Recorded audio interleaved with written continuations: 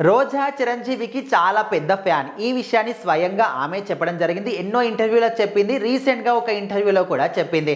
అయితే రామ్ చరణ్‌ని మాత్రం ఎత్తుకొని పెంచాను అనే విషయం చెప్పిన తర్వాత ఆ మాటలు ఎక్కువగా వైరల్ అవుతూ ఉన్నాయి. అయితే ఇన్ని రోజుల పాటు ఎప్పుడైతే ఆంధ్రప్రదేశ్‌లో వైసీపీ పార్టీ ఓడిపోయిందో, రోజా కూడా తన నియోజకవర్గంలో ఓడిపోయిందో అప్పటి నుంచి కూడా అజ్ఞాతంలో ఉంటూ ఉంది. అంటే మీడియా ముందుకు రావడం కానీ, ప్రెస్ మీట్‌ల ముందుకు రావడం కానీ, బయటకు వచ్చి ఇంటర్వ్యూలు ఇవ్వడం కానీ ఇదంతా కూడా మానేసింది. సో అందరూ కూడా ఇది చూసి ఏమనుకున్నారు, రోజా మాత్రం సైలెంట్ అయిపోయింది. ఇక మీదట మీడియా ముందు కానీ ఎక్కడ కూడా రాదు. అదే విధంగా ప్రతిపక్షాల గురించి కూడా మాట్లాడదు. అసలు రాజకీయాల నుంచి కూడా దూరం వెళ్ళిపోతుందని చాలా మంది కూడా ఫీల్ అయ్యారు. కానీ వీటన్నిటికీ కూడా చెక్ పెట్టే విధంగా రీసెంట్‌గానే మళ్ళీ మీడియా ముందుకు వస్తూ ప్రెస్ మీట్లు పెడుతుంది. కూటమి ప్రభుత్వాన్ని విమర్శిస్తూ మాట్లాడుతుంది.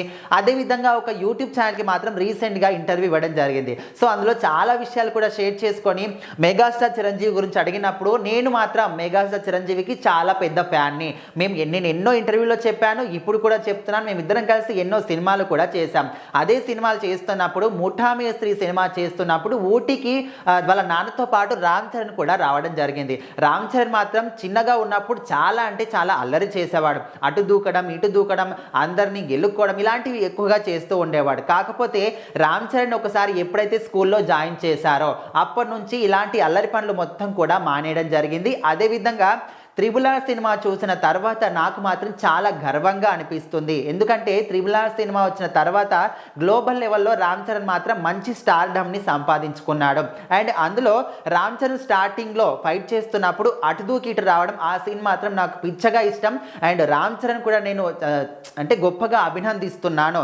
ఇంకా మంచి మంచి సినిమాలు చేయాలని కూడా నేను కంగ్రాచులేషన్ చెప్తున్నాను అనే విధంగా కూడా రోజా చెప్పింది. సో అదే క్రమంలో ఇదంతా కూడా రోజా ఒక ప్లాన్ ప్రకారమే చెప్తుందని కూడా కొంతమంది అనుకుంటున్నారు. ఎందుకంటే ఇన్ని రోజుల పాటు వాళ్ళని విమర్శించి వాళ్ళ గురించి తప్పుగా మాట్లాడి ఇప్పుడు ఒక ఇంటర్వ్యూకి వచ్చేసరికి ఎందుకు ఈ విధంగా పాజిటివ్గా మాట్లాడుతుంది అంటే సినిమాల్లో అవకాశాల కోసం అని కూడా అనుకుంటున్నారు. అండ్ దాని గురించి కూడా ఎలాంటి పాత్రలు రావాలనే విషయాన్ని కూడా తను మాత్రం చెప్పడం జరిగింది. ఇప్పుడు బాహుబలిలో రమ్యకృష్ణ క్యారెక్టర్ ఏ విధంగా ఉంటుంది, అదేవిధంగా అత్తారింటికి దారేదిలో పవన్ కళ్యాణ్ అత్త క్యారెక్టర్ ఎట్లా ఉంటుంది, అట్లాంటి పవర్ఫుల్ క్యారెక్టర్లు వస్తే నేను ఖచ్చితంగా చేస్తాను అనే విషయాన్ని కూడా స్వయంగా రోజానే చెప్పడం జరిగింది. సో మరి ఏదేమైనప్పటికీ తను ఎన్ని విషయాలు చెప్పినా ఆ ఇంటర్వ్యూ మొత్తంలో కూడా రామ్ చరణ్ చిరంజీవి గురించి చెప్పిన మాటలు ఇప్పుడు హైలైట్గా నిలుస్తున్నాయి.